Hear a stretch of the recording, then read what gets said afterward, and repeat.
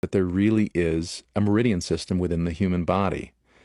In the early 1960s in Korea, there was a study done by a scientist by the name of Kim Bong-han, who looked at the acupuncture system in animals. And what he decided to do was to see if there really was a meridian system. So what he did was he injected a radioactive tracer that he could follow, radioactive P32, an isotope of phosphorus he injected into acupoints of rabbits and other animals, because there is an entire subspecialty of acupuncture in veterinary medicine.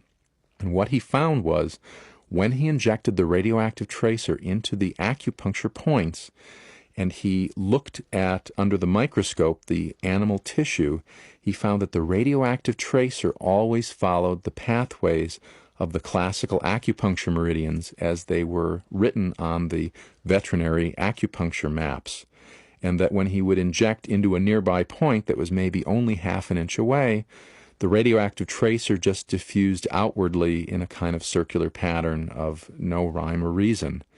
And so there really seemed to be evidence that there was this discrete meridian system within the body that looked very much like the acupuncture lines that had been described over several hundred years ago by early acupuncture therapists. Now, more recently, this work by Bong-han has actually been replicated in human beings by several physicians in France, Dr. Duras and de Vernejoul, in a study in a French hospital, injected another tracer, radioactive technetium, into the acupuncture points of patients who happened to be in the hospital for various reasons, and they injected the bladder meridian, an acupuncture point in the bladder meridian, with this radioactive technetium. And what they found was that in human beings, the radioactive tracer actually followed the pathway of the classical acupuncture meridians exactly as they were described on the human acupuncture maps. And so this was really a validation of the Bong-han studies of the 1960s. We actually had pictures of the meridian system in living human beings.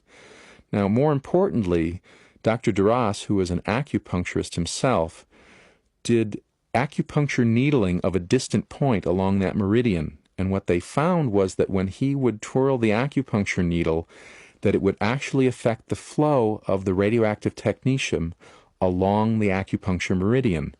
And this is very much according to what acupuncture theory states, is that needle manipulation of the acupuncture points affects the flow of energy along the meridians, so that we may really have some scientific evidence that the human body does have this heretofore undiscovered anatomical system within the body.